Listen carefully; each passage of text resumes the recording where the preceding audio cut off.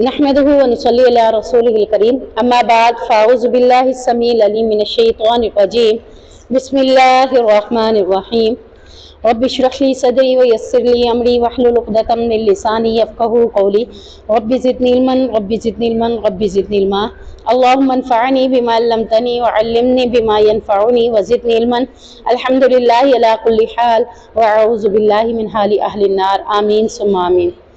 सूरत इब्राहीम मक्की सूरत है। बिस्मिल्लाहिर्रहमानिर्रहीम अलिफ लाम र हरूफ मुक़त्तियात किताबुन अंज़लनाहु इलैका लितुख़रिजन नास मिनज़्ज़ुलुमाति इलन नूर। ये किताब है जिसे हमने तेरी तरफ नाजिल किया है ताकि तू लोगों को अंधेरों से रोशनी की तरफ निकाल लाए। बिइज़्नि रब्बिहिम उनके रब की इजाज़त से इला सिरातिल अज़ीज़िल हमीद उस रास्ते की तरफ जो सब पर गालिब बेहद तारीफ वाला है। यानी नबी करीम सल्लल्लाहु अलैहि वसल्लम से बात की जा रही है, मुखातिब किया जा रहा है कि ए मोहम्मद इस किताब को हमने आपकी तरफ नाजिल किया। तो यहाँ से पता चल गया कि वाक़तन ये किताब अल्लाह की तरफ से नबी पर उतारी गई। कुफार मक्का इतराज़ करते थे ना कि खुद से लिख ली है। अल्लाह ताला बार बार ये बात कर रहे हैं क्योंकि किताब मैंने तुम पर नाजिल की है। अब इस नाजिल करने का मकसद यहाँ बताया जा रहा है कि इस कुरान को नाजिल करने का मकसद क्या है।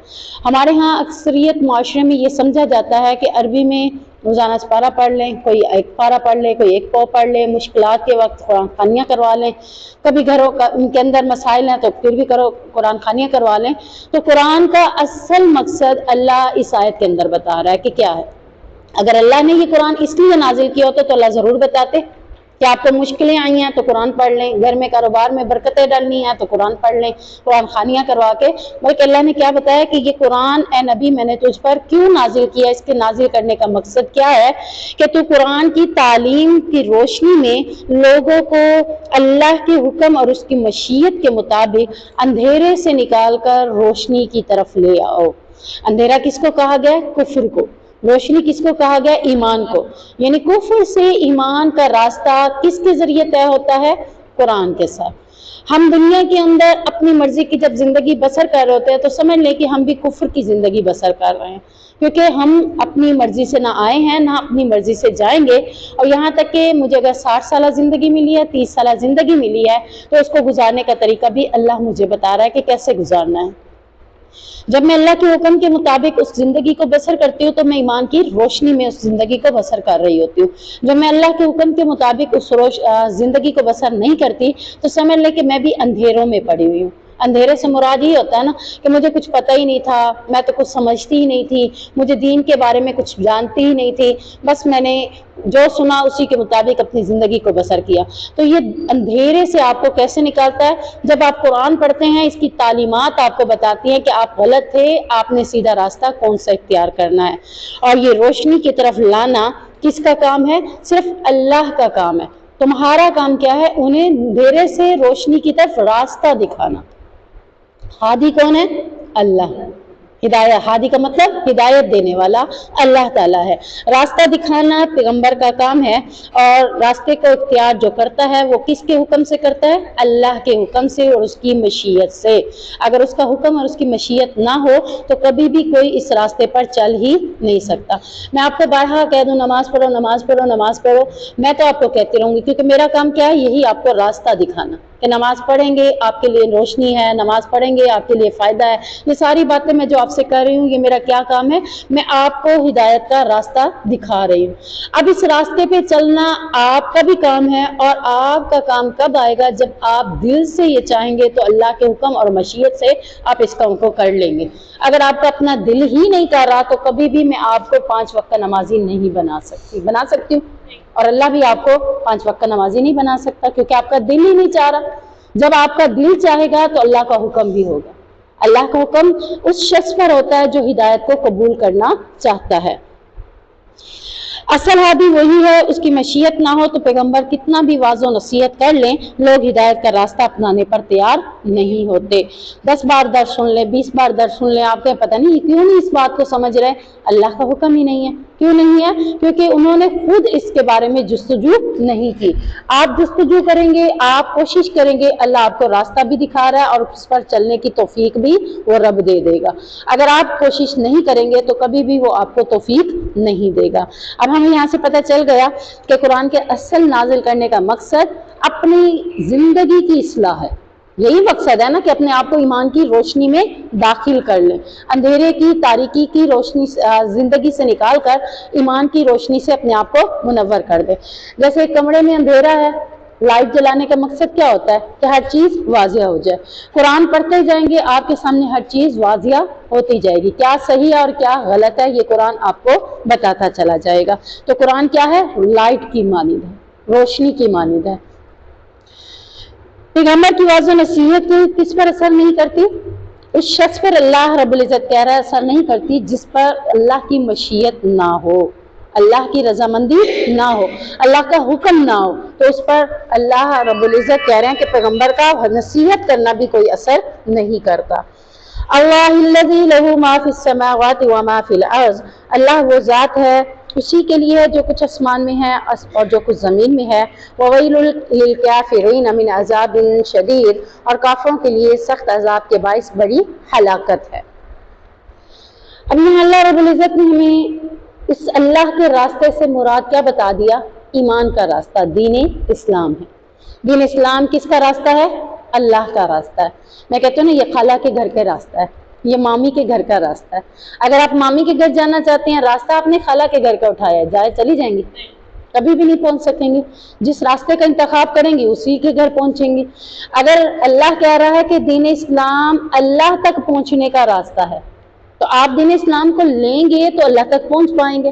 اگر آپ دین اسلام کو نہیں لیتے، یہ راستہ اختیار نہیں کرتے، تو کبھی بھی آپ اللہ تک پہنچ ہی نہیں سکتے۔ تو اللہ رب العزت یہاں پہ یہی بتا رہا ہے جو کچھ آسمانوں اور زمین میں ہے وہ سب کا سب ان چیزوں کا مالک ہے، اسی کے لیے دنیا میں یعنی اس نے اس لیے دنیا میں ہلاکت و بربادی اور قیامت کے دن عذاب نار رکھا ہے ان کافروں کے لیے جو نبی کریم صلی اللہ علیہ وسلم کی دعوت کو قبول نہیں کرتے۔ اب یہ نہیں ہے کہ جو دعوت قبول نہیں کرتے انہیں ایسے ہی چھوڑ دیا، انہیں بھی اللہ بتا رہے ہیں کہ اگر آپ نے دنیا میں اللہ کے نبی کی دعوت کو قبول نہ کیا تو آپ کے لیے کیا ہے؟ عذاب نار ہے، ہلاکت و تباہی ہے، آپ کے لیے بربادی ہے، آپ اپنے لیے خود بہتر کر ہی نہیں رہے۔ جو دین اسلام پر چلے گا اس کی دنیا بھی کامیابی ہے اور آخرت بھی کامیاب ہے۔ جو دین اسلام کو چھوڑ کر کفر کی تاریکی کو اپناتا ہے، نبی کی دعوت کو قبول نہیں کرتا، نبی کی دعوت کون سی ہے؟ یہی قرآن، یہی دین اسلام۔ اگر ہم اس کو قبول نہیں کرتے، اب ہم کہیں کہ نبی تو ہمیں کوئی بھی دعوت نہیں دے رہے لیکن ہمارے پاس قرآن موجود ہے، دین اسلام موجود ہے، نبی کی سنتیں موجود ہیں، تو یہ سب کچھ ہوتے ہوئے اگر ہم نے پھر بھی اس کے مطابق زندگی بسر نہیں کی، اس کو قبول نہیں کیا، تو ہم نے کیا کیا؟ کفر کی تاریکی سے نکل کر ایمان اسلام کی روشنی میں اپنے آپ کو داخل نہیں کر رہے۔ اور جب ہم نہیں کر رہے تو اللہ کہہ رہا ہے ایسے کافروں کے لیے سخت عذاب اور بلکہ باعث ہلاکت ہے، بربادی ہے، تباہی ہے۔ وہ دنیا میں بھی خوشحال یا دنیا میں بھی بہتر زندگی بسر نہیں کر سکتے اور آخرت میں بھی۔ الذین یستحبون الحیات الدنیا علی الآخرۃ، وہ جو دنیا کی زندگی کو آخرت کے مقابلے میں پسند کرتے ہیں۔ کن کا ذکر پیچھے ہو رہا ہے؟ کافر کا۔ ایسے ہی ہے نا کہ کافروں نے اللہ کے نبی کی دعوت کو قبول نہیں کیا۔ یہ پہلی صفت ہے کافر کی، کافر ہونے کی، کہ وہ کیا کرتے ہیں؟ نبی کی دعوت کو قبول نہیں کرتے۔ دوسری صفت کیا ہے؟ کہ وہ آخرت کی زندگی کے مقابلے میں دنیا کی زندگی کو ترجیح دیتے ہیں، یعنی بجائے اس کے کہ وہ آخرت کی زندگی کو بناتے، وہ دنیا کی زندگی کو بنانے میں منہمک ہے۔ میرا گھر خوبصورت ہو جائے، میرے بچے اعلیٰ تعلیم لے لیں، میرے گھر کا بیٹھک خوبصورت ہو جائے، پردے خوبصورت ہو جائیں، دیواریں ہو جائیں، اس کی نظر کس پہ ہے؟ اپنی دنیا کی زندگی کو بہترین بنانا۔ آخرت کی زندگی کے بارے میں اس نے کبھی سوچا ہی نہیں ہے کہ میری آخرت کی زندگی بہترین بن رہی ہے، کیا میں نے نمازیں پڑھ کے اپنی آخرت کے لیے بہتری کی ہے، کیا میں نے روزہ صدقہ خیرات کر کے اللہ کے لیے اپنی آخرت کی زندگی کو بہتر بنانے کی کوشش کی ہے۔ دنیا کی زندگی بہتر کیسے بنتی ہے؟ میں خود کو خوبصورت بنا لوں، خود کے کپڑے بنا لوں، گھر کو خوبصورت بنا لوں، بینک بیلنس بنا لوں، گاڑیاں لے لوں، ساری دنیا کی چیزیں لے کر میں اپنی دنیا کی زندگی کو بہترین بنا سکتی ہوں۔ اور آخرت کی زندگی کو بہتر بنانے کے لیے آپ کے لیے کیا ہے؟ سبحان اللہ، ہم نے پڑھا تھا نا، تسبیح، تحمید، تہلیل اور تکبیر، یہ سب چیزیں ہمارے لیے کیا ہیں؟ آخرت کی زندگی کو بہتر بنانے کے لیے یہ چیزیں ہونا ہمارے لیے ضروری ہیں۔ تو ہم کوشش یہ کریں کہ نماز، روزہ، صدقہ، زکوٰۃ، جتنے بھی دین کے اسلام کے احکامات ہیں ان کو پورا کرنے کی کوشش کریں تاکہ ہماری آخرت کی زندگی بہتر ہو جائے۔ اب جو آخرت کی زندگی کو بہتر بنانا چاہتا ہے وہ یہ نیکیاں کرنے کی کوشش کرے گا، اور جو دنیا کی زندگی بہتر بنانا چاہتا ہے اس کی نظر صرف دنیا پر ہوگی، میرا آج اچھا گزر جائے، کل کی کل دیکھی جائے گی، کل آ گیا میرا آج اچھا گزر، آخرت کی آخرت میں دیکھی جائے گی۔ تو یہ کون سے لوگ ہیں جو دنیا کی زندگی کو آخرت کے مقابلے میں ترجیح دیتے ہیں، اور یہ کافروں کی صفت ہے۔ اگر ہم بھی یہ صفت مسلمان ہوتے ہوئے اپنا لیں تو ہمارا شمار کن میں ہوگا؟ پھر کافروں میں ہو جائے گا۔ تیسری صفت بتائی جا رہی ہے کہ ان کی کیا ہے؟ وَيَصُدُّونَ عَن سَبِيلِ اللَّهِ، اور وہ اللہ کی راہ سے روکتے ہیں، یعنی اللہ کے بندوں کو راہ حق پر چلنے سے روکتے ہیں اور کہتے ہیں یہ صحیح راستہ نہیں ہے، یا چاہتے ہیں کہ یہ لوگ اسلام سے دور ہو جائیں، یا اللہ کا دین ان کی خواہش نفس کے مطابق ہو جائے۔ یعنی ان کی اصل کوشش یہی ہے کہ نہ تو ہم نے اسلام کو قبول کیا اور جنہوں نے کیا ہوا ہے ان کو بھی اس راستے سے ہٹائیں۔ اللہ تو یہاں کافروں کی صفت بتا رہا ہے۔ اگر ہم معاشرے میں نظر دراتے ہیں یہ صفتیں ہم مسلمانوں میں بھی پائی جاتی ہیں۔ پہلی صفت کیا ہے؟ نبی کی دعوت کو قبول نہیں کر رہا، میری جو مرضی آئے گی میں وہی کروں گی، تو اس کا مطلب کیا ہے؟ میں نے نبی کی دعوت کو قبول نہیں کیا۔ دوسری کیا ہے کہ وہ دنیا کی زندگی کو ترجیح دیتے ہیں، آخرت کی زندگی کو ترجیح نہیں ہے، نمازیں نہیں ہیں پوری، ذکر و اذکار نہیں ہے، کوئی توجہ نہیں ہے کہ آج کا دن میرا بغیر عبادت کے گزر گیا، بغیر قرآن پڑھے گزر گیا، کوئی فکر ہی نہیں ہوتی انہیں آج ہم نے قرآن ہی نہیں پڑھا۔ جنہیں آخرت کی زندگی کی فکر ہوتی ہے وہ قرآن کو بار بار پڑھتے ہیں، تو یہ بھی مسلمانوں کے اندر پائی جاتی ہے۔ تیسری چیز، اللہ کے راستے سے لوگوں کو بھی روکنا۔ کیا ملوانی بن کے بیٹھ گئی، گانے سنو، کوئی بات نہیں، میوزک چل رہا ہے تو کیا ہوا، ہم تو یہاں انجوائے کرنے کے لیے آئے ہیں، پارک میں چلے جائیں، میوزک چل رہا ہے تو کیا ہوا، ہم تو یہاں انجوائے کرنے آئے ہیں، کوئی بات نہیں، گناہ تو ان کو ہوگا نہیں ہوگا، ہم بھی تو اللہ کے راستے سے دوسری بندی کو روک رہے ہیں۔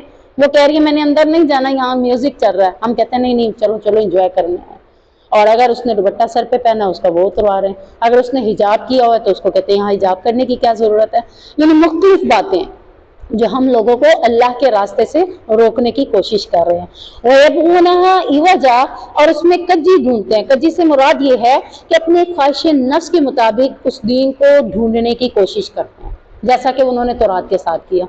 جو عمل اچھا لگا اس کو تورات میں رہنے دیا، جو عمل اچھا نہیں لگا تو اس کو کیا کیا؟ نکال دیا۔ تو یہ چاہتے ہیں کہ دین اسلام بھی ہماری خواہش نفس کے مطابق ہو جائے، ہم جو کہیں کہ وہ صحیح ہے، جو ہمیں اچھا لگ رہا ہے قرآن میں وہ موجود رہے، جو ہمیں اچھا نہیں لگ رہا اس کی جگہ پر جو ہمیں اچھا لگ رہا ہے وہ ایڈ ہو جائے۔ تو اللہ کہہ رہا ہے یہ کجی، یہ ڈھونڈتے ہیں، تلاش کرتے ہیں، اس میں ٹیڑھا پن، یعنی کہیں سے کوئی ٹیڑھا پن نکل آئے جس سے ہمیں موقع مل جائے ہم اس کو کرنے کے لیے تیار ہو جائیں۔ جیسے کہ بعض علماء بھی اور بعض فرقے کے لوگ بھی مختلف قسم کی آیتوں سے کجی ڈھونڈ لیتے ہیں کہ یہ مسئلہ ہمیں ایسا ملا اس لیے ہم تو اس پہ عمل کریں گے، اللہ نے ہمیں اس میں سے ایسا بتا دیا اس لیے ہم ایسا کریں گے، یعنی وہ ہیر پھیر کر دیتے ہیں۔ آیت تو وہی ہوتی ہے، ترجمہ و تفسیر میں ہیر پھیر کر دیتے ہیں، سمجھنے میں غلطی کر دیتے ہیں۔ میں نے بات ایک کی، آپ کو سمجھ آ گئی، اس کو سمجھ نہیں آئی، کیوں نہیں آئی؟ کیونکہ آپ نے سمجھنے کی کوشش کی، اس نے کیا کیا؟ اس میں ٹیڑھا پن ڈولا، نہیں آپ نے ایسے نہیں کہا، ایسے کہا، حالانکہ بات گھما پھرا کے وہی ہوتی ہے، لیکن ہم نے سمجھ ہوتا کہ ہمیں سمجھ ہی نہیں آ رہی تھی۔ پاگل ہو، ہم نے بات تو یہی کی تھی، تم نے سمجھنے میں غلطی کی ہے۔ تو یہ ایسے لوگ ہیں جو اس میں ٹیڑھا پن ڈھونڈنے کی کوشش کرتے ہیں کہ کہیں سے ہمیں دین میں کچھ ایسا مل جائے جسے ہم کہیں کہ یہ تو ہمارے لیے حلال ہے، یہ تو ہمارے لیے حرام نہیں ہے۔ یہ اس میں ایسے ہی ٹیڑھا پن ڈھونڈنے کی کوشش کرتے ہیں، اور یہ صاف کن کے ہیں؟ کافروں کے۔ اولئک فی ضلال بعید، اللہ رب العزت کہہ رہے ہیں یہ لوگ بہت دور کی گمراہی میں ہیں۔ یعنی ایک تو بندہ گمراہ ہوتا ہی ہے، شاید کہ وہ سیدھے راستے پر آ جائے، لیکن یہ ایسا گمراہ انسان ہے جو دور میں جا پہنچا ہے، اس کے واپس آنے کے چانسز ہی نہیں ہے۔ آدھے راستے سے واپس پلٹ آئے گا تو اس کے لیے ممکن ہے، اگر وہ پورا راستہ اپنا لیتا ہے تو اسے کہا جائے واپس لوٹ جاؤ، وہ کہے گا نہیں میں تو پورا راستہ پور کر چکا ہوں، اب میں کیسے آ جاؤں۔ یعنی ایسا انسان ہے جو دور کی گمراہی میں چلا گیا، واپس آنے کے چانسز بھی اس کے نہیں ہیں۔ وَمَا أَرْسَلْنَا مِن رَّسُولٍ إِلَّا بِلِسَانِ قَوْمِهِ لِيُبَيِّنَ لَهُمْ، اور ہم نے کوئی رسول نہیں بھیجا مگر اس کی قوم کی زبان میں تاکہ وہ ان کے لیے کھول کر بیان کرے۔ वयुज़िल्लुल्लाहु मन यशा वयहदी मन यशा, फिर अल्लाह गुमराह कर देता है जिसे चाहता है और हिदायत देता है जिसे चाहता है। वहुवल अज़ीज़ुल हकीम, और वही सब पर गालिब और कमाल हिकमत वाला है। यानी यहाँ अल्लाह रब्बुल इज़्ज़त पहले तो ये बता रहे हैं कि हमने कोई भी रसूल नहीं भेजा मगर उसकी कौम की ज़बान में, यानी जो ज़बान उस कौम में होती थी पैगम्बर भी उसी ज़बान के अंदर ही अल्लाह की तरफ से किताबें या सहीफ़े लाया करते थे। अब यहाँ खसूसी नबी करीम सल्लल्लाहु अलैहि वसल्लम की बात हो रही है कि अरबों पर अल्लाह ने क्या एहसान किया। अरबी लोग अरबी थे, अल्लाह ने ये एहसान किया कि नबी भी उनमें अरबी ही आया और जो किताब आई वो भी अरबी में ही आई। अगर अल्लाह नबी ऐसा भेज देता जो अरबी ना बोलता, अजमी बोलता, उनके समझने में मुश्किल होती। और अगर नबी तो अरबी होता, किताब उर्दू में होती, तो उनको समझने में हमें हो रही है ना, हम उर्दू में हैं, हमें अरबी को पढ़ना पड़ता है, पढ़ लें समझ नहीं आता, लेकिन अगर कोई जब तक गाइड ना करे, ठीक है ना। अगर मैं अरबी हूँ, अरबी में किताब पढ़ रही हूँ तो कोई मुश्किल ही नहीं। मैं उर्दू हूँ, उर्दू में किताब पढ़ रही हूँ तो मुझे कोई इससे इतना मुश्किल नहीं लग रहा, ठीक है ना। मैं उर्दू इंग्लिश की पढ़ूंगी तो मुझे मुश्किल लगेगी, उर्दू अरबी पढ़ूंगी तो मुझे मुश्किल लगेगी। तो अल्लाह ताला कह रहे हैं ये अरबों पर एक एहसान है अल्लाह की तरफ से कि अरबों को अल्लाह ताला ने अरबी ही पैगंबर दिया और किताब भी अरबी ज़बान में ही नाजिल की, ताकि आप उमूर शरीयत को उन्हीं के सामान के अंदर उनके सामने पेश करें। और अगर ऐसा ना होता तो अहले अरब इस बात को इस्लाम पर इतराज़ करने और अपनी गुमराही का बहाना बना लेते कि ये किताब हमारी ज़बान में नहीं है इसलिए हमें समझ ही, तो उन्हें तो एतराज़ करने के बहाने चाहिए होते थे ना। तो अल्लाह ताला कहते हैं ये एतराज़ वो बना लेते, लेकिन मैंने कोई ऐसा एतराज़ रखा ही नहीं है। अब नबी करीम सल्लल्लाहु अलैहि वसल्लम की तरफ से बात आती है कि आप सल्लल्लाहु अलैहि वसल्लम ने फरमाया मुझे 5 चीज़ें ऐसी अता की गई हैं जो मुझसे पहले किसी नबी को नहीं दी गई। 1,23,000 पैगम्बर है ना, 24 है ना टोटल, नबी को निकाल के बाकी कितने हो गए 23,999। तो आखिरी नबी कौन है, मोहम्मद रसूलुल्लाह। इतने नबियों को ये 5 चीज़ें किसी को भी नहीं दी गई। एक चीज़ है जो सबको दी गई है, वो कौन सी, मैंने बहुत दफ़ा बताई है। एक चीज़ है जो सारे नबियों को दी गई है, वो कौन सी चीज़ है, नहीं मौजूद तो सबको दिए गए हैं। वो एक हुक्म जो सब नबियों को दिया गया, ये तो आप से सुन के बता रहे हो ना। पूरे नबियों को एक हुक्म दिया गया था, वो कौन सा, आप से को भी दिया गया, अल्लाह की इबादत करो उसके सिवा किसी की इबादत, ये हुक्म सारे पैगंबरों को दिया गया। अब यहाँ पे अल्लाह के नबी कह रहे हैं मुझे 5 ऐसी चीजें दी गई हैं जो मुझसे पहले किसी को नहीं दी गई। नंबर 1 देखें, वो ये कि महीने भर की मुसाफत पर रोब के साथ मेरी मदद की गई है। यानी यहाँ नबी करीम सल्लल्लाहु अलैहि वसल्लम बता रहे हैं कि मुझे काफिर अगर 1 महीने की मुसाफत पर बैठा है तो मेरा रोब उस पर इस तरह से है कि मेरे रोब की वजह से वो घबराता है, उस पर रोब और दबदबा इतना है कि वो क्या कर रहा है, मेरी रोब के साथ मदद की गई है। इसी तरह नबी करीम से हम जब जंग के मैदानों में अल्लाह अकबर पढ़ते या जो लोगों को पता चलता, जैसे हजरत उमर फारूक के बारे में मशहूर है कि जिस गली से गुजरते तो शैतान वहां से भाग जाता। तो रोब ऐसा होता है कि वो उसको कहे ना फलां आने वाला है, आया नहीं, पता नहीं कहाँ है, रोब पड़ जाता है। तो आज सल्लम का रोब इतना होता था कि 1 महीने की मुसाफत पर कोई बैठा है तो उसके साथ भी अल्लाह रब्बुल इज़्ज़त रोब के साथ उनकी मदद कर देते थे। अगली चीज है कि मेरे लिए सारी जमीन मस्जिद और पाकी के लायक बना दी गई है कि जहाँ नमाज का वक्त हो वहीं पे आप नमाज पढ़ सकते हैं। ये नहीं है कि मस्जिद के अंदर आप पढ़ेंगे तो फिर नमाज होगी, ऐसा है कोई नहीं है ना। पहले इबादत खाने होते थे, उसी के अंदर इबादत की जाती थी, लेकिन आज ससम को क्या दिया गया कि पूरी जमीन पाकी के लायक है, जहां भी नमाज का वक्त हो आप नमाज पढ़ सकते हैं। सारी जमीन आपके लिए क्या बना दी गई है, मस्जिद बना दी गई है, पाक बना दी गई है। इसलिए जो आदमी जहां नमाज का वक्त पा ले वहीं पर वो नमाज पढ़ ले। अब ये देखें कि अल्लाह रब्बुल इज़्ज़त आपको ये बहुत बड़ा इनाम क्यों दे रहा है कि ताकि किसी की नमाज कज़ा ना रहे। ये ना कह सकते कि हाँ यहाँ नमाज पढ़ूँ मैं, हम तो यही जर ढूंढते हैं ना, हाँ यहाँ नमाज पढ़ूँ, यहाँ क्या है, ये मुसलमानों का घर नहीं है, ये मुसलमानों की जगह नहीं है। मुसलमानों की जगह नहीं है, ज़मीन तो अल्लाह की, अल्लाह कह रहा है सारी ज़मीन मैंने पाक कर दी। काफिरों की ज़मीन पर आप गए हुए हैं, काफिरों के मुल्क में गए हैं, तब भी वो ज़मीन आपकी क्या है, पाक है, आप वहाँ नमाज पढ़ सकते हैं। تیسری چیز ہے کہ میرے لیے مال غنیمت حلال کیے گئے ہیں جو مجھ سے پہلے کسی پر حلال نہیں تھے۔ مال غنیمت کہتے ہیں جب جنگ لڑی جاتی ہے، جنگ لڑنے کے بعد اگر مسلمان فتح ہو جاتے ہیں تو فتح پانے کے بعد کافروں کا جو مال ہوتا ہے وہ مال غنیمت کہلایا جاتا ہے، ٹھیک ہے نا۔ آپ دم دبا کر بھاگ جائیں گے، آپ کا جو سامان ہوگا وہ کس کے ذمہ آ جائے گا؟ مال غنیمت کی صورت میں مسلمانوں کے پاس آ جائے گا۔ تو پہلے کیا ہوتا تھا کہ یہ مال غنیمت میدان میں رکھ دیا جاتا تھا، آسمان سے آگ آتی تھی اور اسے نگل جاتی تھی، ختم کر جاتی تھی اس مال کو۔ لیکن نبی کریم صلی اللہ علیہ وسلم کے لیے یہ مال غنیمت حلال کر دیا گیا کہ آپ صلی اللہ علیہ وسلم اس کو استعمال کیا کرتے تھے اور صحابہ بھی استعمال کیا کرتے تھے۔ اور مجھے شفاعت سونپی گئی ہے جو مجھ سے پہلے کسی کو شفاعت سونپی نہیں گئی۔ آپ صلی اللہ علیہ وسلم شفاعت کریں گے نا قیامت کے دن؟ کوئی بھی شفاعت نہیں کرے گا، کسی کے پاس بھی کوئی جائے گا، حضرت آدم کے پاس، نوح کے پاس، وہ کس کے پاس بھیج دیں گے؟ اگلے کے پاس، اگلے کے پاس، اگلے کے پاس، یہاں تک کہ ہر ایک نبی کریم صلی اللہ علیہ وسلم کے پاس بھیج دیا جائے گا۔ اور ہر نبی صرف اپنی قوم کی طرف آتا تھا اور میں تمام لوگوں کی طرف رسول بنا کر بھیجا گیا ہوں، یعنی قیامت تک جتنے بھی لوگ آئیں گے سب کے لیے نبی بنا کر بھیجے گئے ہیں، مخصوص قوم کے لیے نہیں بنائے گئے۔ قیامت تک جتنی قومیں آئیں گی سب کے لیے نبی کو نبی بنا کر بھیجا گیا ہے۔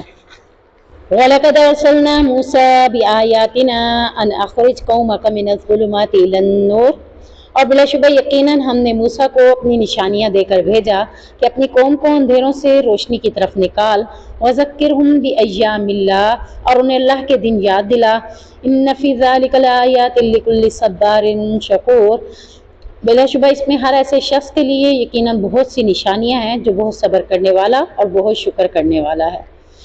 یہاں سب سے پہلے ہم دیکھتے ہیں کہ موسیٰ سے پہلے بات آتی ہے انبیاء کی بعثت کا مقصد کیا تھا، یعنی جتنے بھی اللہ رب العزت نے نبی بھیجے ان کے بھیجنے کا مقصد، بعثت سے مطلب ہے کہ ان کا بھیجنے کا مقصد کیا تھا۔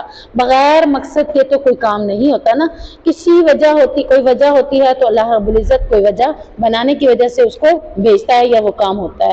تو انبیاء کا بھیجنے کا مقصد یہ ہوتا تھا کہ جب قوم گمراہی کی راستے پر چل پڑتی تھی اس قوم کو سیدھے راستے کی طرف لانے کے لیے انبیاء کو بھیجنے کا مقصد ہوتا تھا کہ جو تمہیں یہ صحیفے دیے جا رہے ہیں یا تمہیں بھیجا جا رہا ہے تو تم نے کرنا کیا ہے؟ لوگوں کو اندھیرے سے نکال کر روشنی کی طرف لے آنا۔ ہم کل پڑھ چکے ہیں جس میں تھا کہ نبی کریم صلی اللہ علیہ وسلم کو بھی یہ کتاب اللہ نے کیوں دی؟ تاکہ وہ بھی گمراہ قوم کو جو اندھیرے میں بھٹک چکی ہے اس کو روشنی کی طرف لے آئیں۔ اصل گمراہی کیا ہوتی تھی؟ شرک بہت زیادہ ہو جاتا تھا، اللہ کی عبادت کے بجائے دوسروں کی عبادت میں لوگ لگ جاتے تھے۔ تو اللہ رب العزت انبیاء کا بھیجا کرتا تھا کہ جو اللہ کی عبادت، اللہ کی توحید ان کے سامنے بیان کرو اور انہیں ان اندھیروں کے اندر جن میں یہ پڑے ہوئے ہیں ان سے نکال کر روشنی کی طرف لے آؤ۔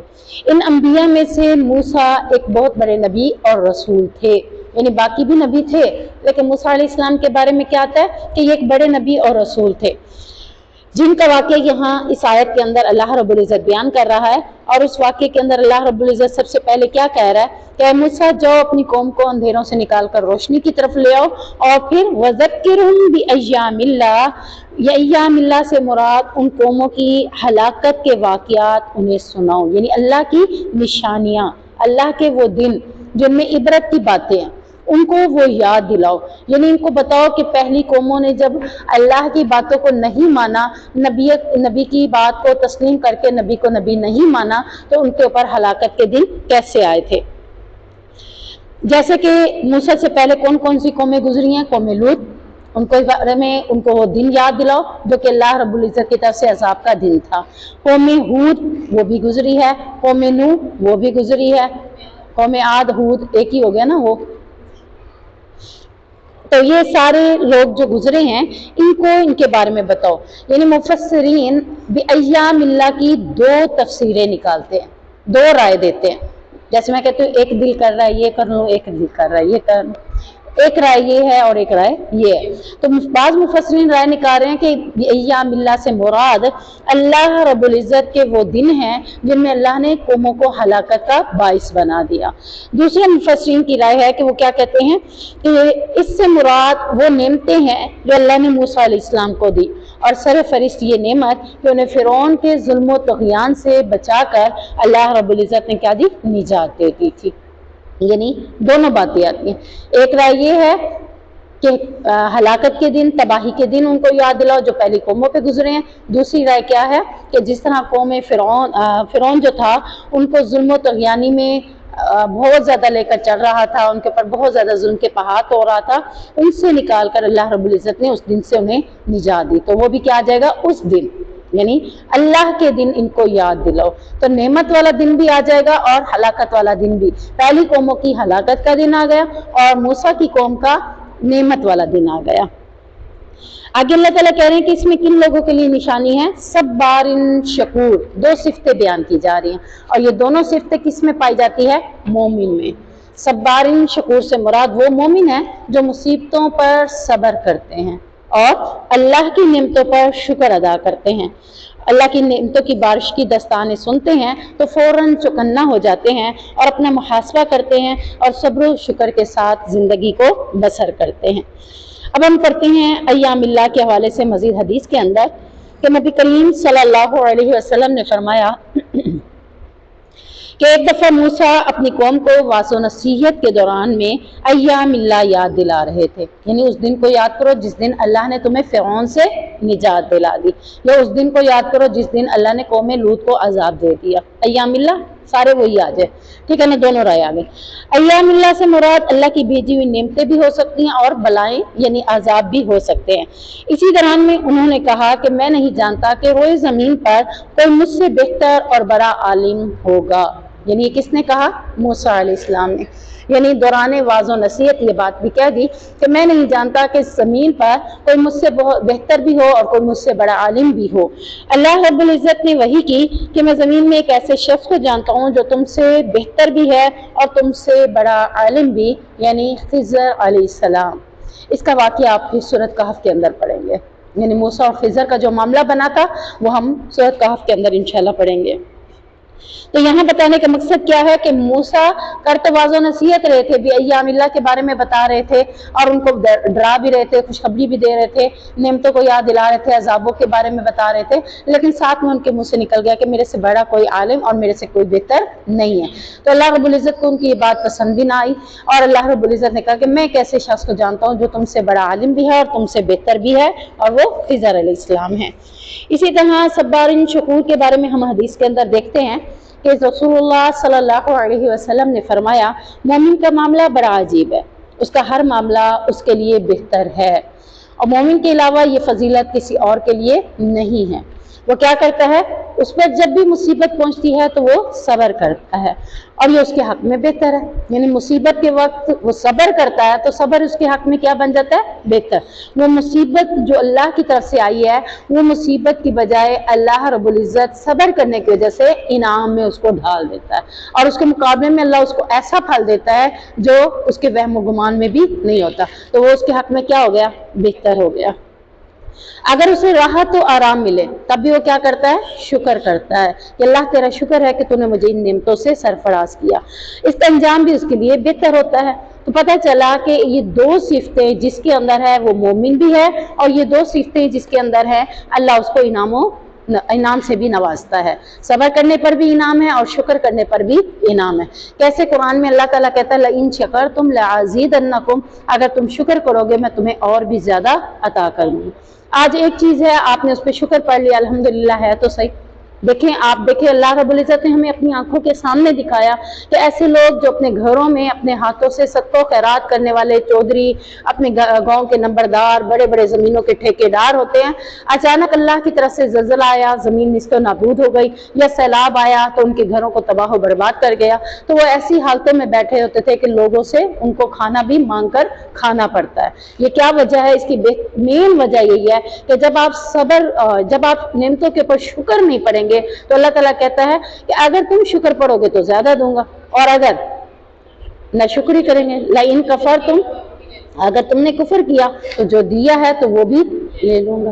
تو ہم گھر میں ایک چیز بنی بھی ہے اس پہ شکر پڑے کہ بن تو گئی ہے، اگر نہ بنے تو پھر بھوکے رہ سکیں گے۔ ایک دن گھر میں کھانا نہ پکے، اللہ کی طرف سے اللہ آپ کو کھلا رہا ہے، اگر آپ اس پہ شکر نہیں پڑتے، منہ بناتے ہیں، باتیں بناتے ہیں، اس پہ تبصرے کرتے ہیں، حالانکہ آپ کو یہ میں نے بتایا ہے کہ اللہ کے نبی صلی اللہ علیہ وسلم نے فرمایا جب تم دسترخوان پہ بیٹھو، کھانا پسند ہے تو کھا لو، نہیں پسند تو تبصرہ کرنا ہے، خاموشی سے سائڈ پہ ہو جائے.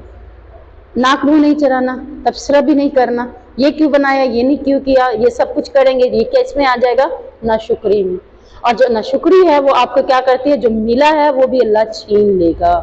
تو اپنے اندر یہ چیز ختم کریں کہ ناشکری نہیں کرنی. اللہ تیرا شکر ہے کہ تو نے کھانے کو پھر بھی یہ دے تو دیا.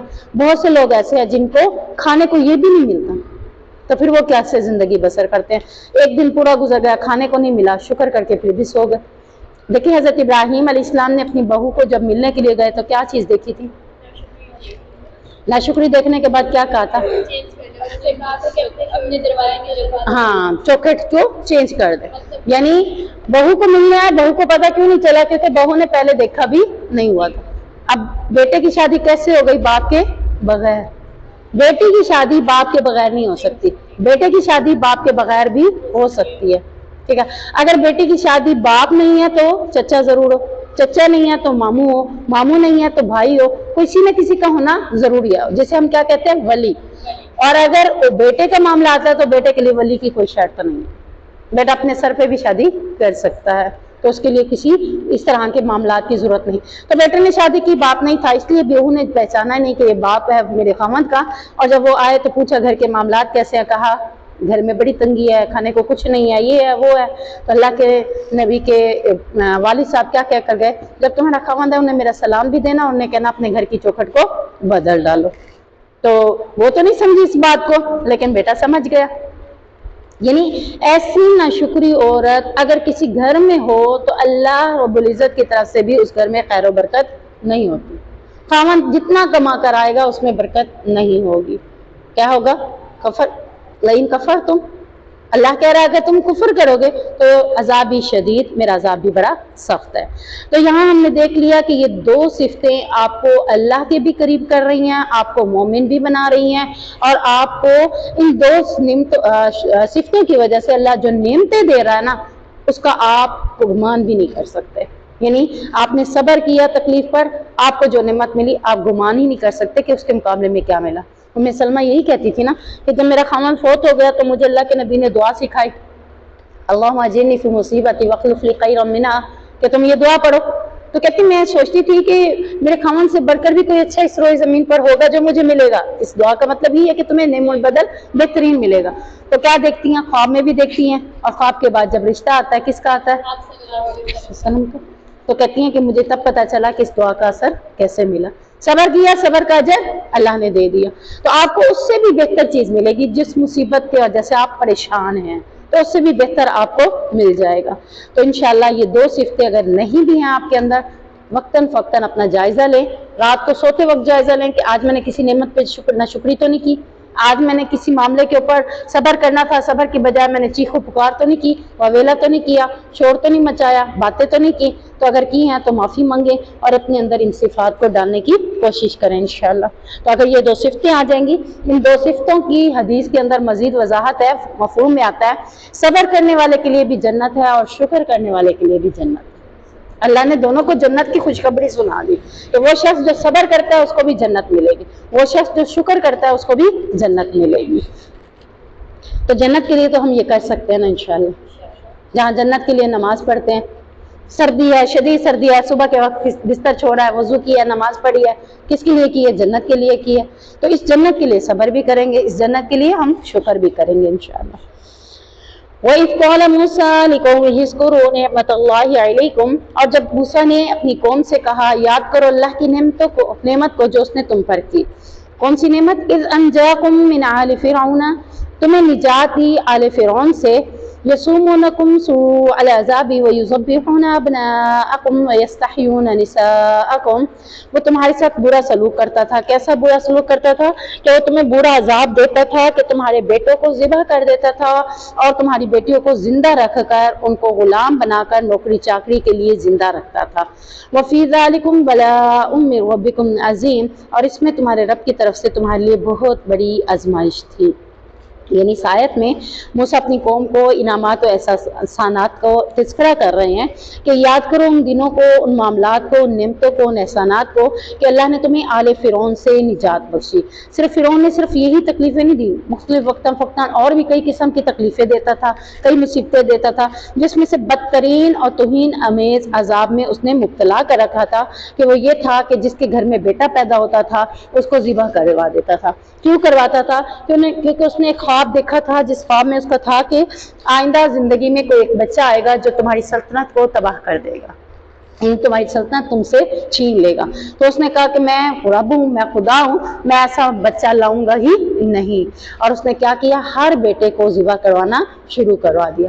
جسے اللہ نے سلطنت کو تباہ کروانا تھا اسے اللہ زندہ کیسے رکھ رہا ہے کہ وہ زندہ ہی رہ گیا۔ اور اس نے پرورش کہاں پائی؟ فرعون کے گھر میں، محل میں۔ یعنی دیکھیں کہ اللہ رب العزت نے پرورش بھی اسی کے محل میں کروا دی، اور اس نے اس کو جانچنے کے لیے کہ یہ بچہ بڑے ہو کر میری سلطنت کو تباہی تو نہیں پہنچائے گا، اس نے اس بچے کے آگے ہیروں اور جواہرات کے تھال بھی رکھے اور کوئلوں کے جلے ہوئے تھال بھی رکھے کہ اگر اس نے ہیروں اور جواہرات کی طرف ہاتھ بڑھایا تو یہ میری سلطنت کو نقصان کا باعث بنے گا۔ جب انہوں نے کوئلہ اٹھا کر منہ میں ڈالا تو اس نے کہا یہ میری سلطنت کو کوئی نقصان نہیں پہنچا، جبکہ اس میں اللہ کا حکم یہی تھا کہ اس نے ایسا ہی کرنا ہے، جس کی وجہ سے ان کی زبان میں کیا ہو گئی تھی؟ لکنت۔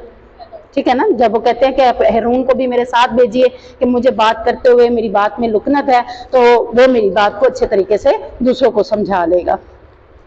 تو یہاں یعنی کہ بات بتانے کا مقصد یہی تھا کہ اتنا بدترین عذاب اس نے صرف حضرت موسیٰ کو ختم کرنے کے لیے کیا تھا، اور اللہ رب العزت نے حضرت موسیٰ کو پھر بھی زندہ رکھ لیا، اور ان کی بیٹیوں کو وہ ان کی اپنی نوکری چاکری کے لیے زندہ رہنے دیتے تھے۔ تو اللہ نے انہیں اس عذاب سے نجات دلائی۔